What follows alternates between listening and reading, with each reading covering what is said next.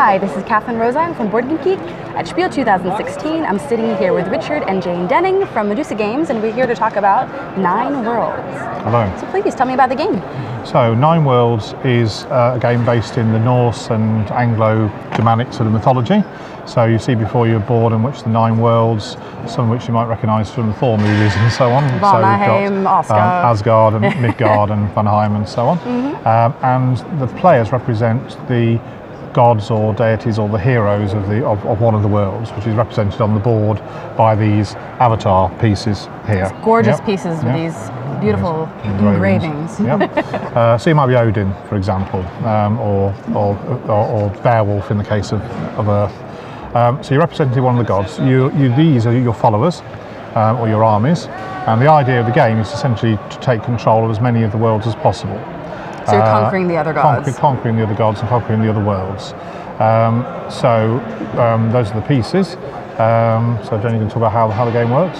Okay, so in each turn, each player has a certain number of action points. So we set it up for 4 players here. First player will spend all of their points to move stones from your reserve onto your card, from your card onto the board. It's cheaper to go to the place where you are than to go elsewhere. So if you want to move large scale into Asgard, you'd move yourself there first and then move everything in from there. You can also move pieces between worlds, and you can swap pieces around, move other people's pieces. Now, from that point of view, if I move my own, it's just 1 point. To move somebody else would normally be 2 points, but if I'm stood next to them, it goes down to 1 point. However, if their leader is there as well, that cancels that out. And if I'm trying to move somebody where I'm not, and they are, that will be 3 points. So you can protect by moving around. You can also move other players' avatars. You can banish stones to hell, and you can send them back to people's players' cards. Interesting. So when each person has spent all their points, you then look to see which worlds have at least 5 stones. Any world with 5 stones will have a special power that will activate that turn. And each world has different powers. So for example, the Asgard power is a protection shield. If you activate that power, and Asgard is always first because it's the first numbered world, then nobody else can use any powers against you, but you can't use any other powers either. So if Asgard's the only world you've got, obviously you'll use the power. If you've got others as well, it's a decision. What do you want to do? Use that one, or do you want to use the other one? Yeah. Exactly. The other powers, so for instance, Niflheim, you can banish things to Helheim. Vanaheim, you can get them out of Helheim, and so on. So various things you can do. If there's more than 5 stones on a world, then it goes down to 6. So if it's all your own colour, like here there's too many greens, you reduce it down to 5, and that just goes back to that player's reserve. However, if there's different colours, you have a battle, and the stones come off in player order. So in this case here, we'd have a battle. Blue is the first player, so that would come off. Yellow would then have won. Blue has died, just goes back to a card. If yellow had been first, would you then have taken first yellow? Exactly. And it would have gone to Valhalla because, that's a draw. He's there, so that breaks the tie, and therefore yellow's won.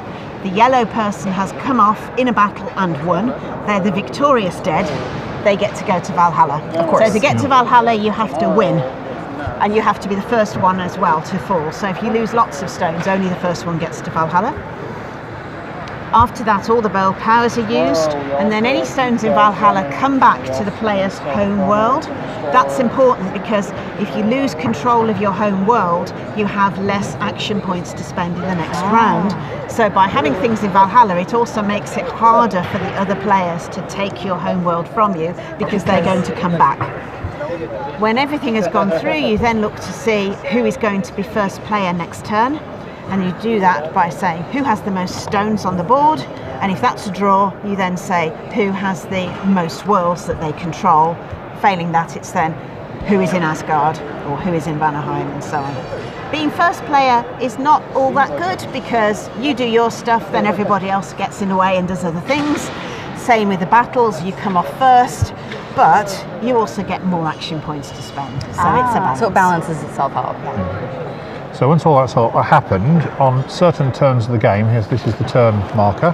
So you can either play a short introductory 3 turns game, which will last about half an hour, a 6-turn game, which we sort of call the standard game, which is about 75 minutes, an hour, 75 minutes, or the long game, which is 2 hours, 2.5 hours, depending on the number of players. I like that, being able to balance how long you want a game to last. And that's at 3 turns is enough to see the entire game, because after 3 turns, 3, 6 and 9, you score the game. So if you played 6 turns, you would score on turns 3 and on turn 6. If you played 9, 3, 6 and 9. And the way you score is you get a point for every stone that's on your card here, 2 for the ones that are in anywhere on the 9 worlds. You get a point for every world that you're on, so if red's on 3 worlds, that'd be 3 points.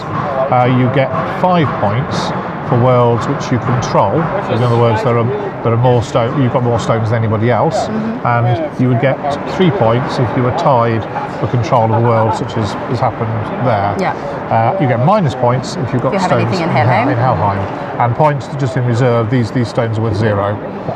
So sometimes it's worth spending a point to bring a stone back to your reserve, because that goes from being -1 to -2, to 0. Yeah. And that's just it, really. You, as you say, you score, and it can be that after the first scoring, there can be a disparity between the points of, say, somebody might have only scored 20, 30 points and somebody maybe 50, but it is possible to catch up, assuming a little bit of doing over as the leader and so on. Sometimes requires a bit of alliances between the players to catch up with the leader a little bit. But if someone is doing a little too well, the others can gang up against him. And if you make the mistake of the 3rd and the 4th player just fighting each other, then as first player you just sit there happily ruling the world. So it's 3 to 6 players in the standard game. There's a 2-player variant as well, and if you're playing as either 4 or 6 players, you have the option to do it in teams of 2 or to be separate. So there's a lot of variety in there. Very nice. And as with all our games, everything is, to the extent there is language in the rules and on the cards, it's in English and German. And on Board Game Geek, there's already a French translation, and there's soon be a Dutch one as well. So these are special powers the avatars have. I was going to say, it looks like there's different characters in the... Yeah, so normally you play with the blank side. Well, that's the basic game. But then once you've got the hang of things, you can add in an additional complexity that each of the avatars have their own individual special power. So this once per turn for free, you can remove 1 stone from the world your avatar's on and send it back to the player's card. A lot of these powers are linked to the avatar's position on the board. So where they are, that thematically it will coincide. This is his power that they're using. And adding a bit of asymmetry to the game as well. Very nice. Thank you so much. Okay. Seems very interesting. That's 9 worlds from Medusa Games. Okay, thank you. Perfect. Thank you.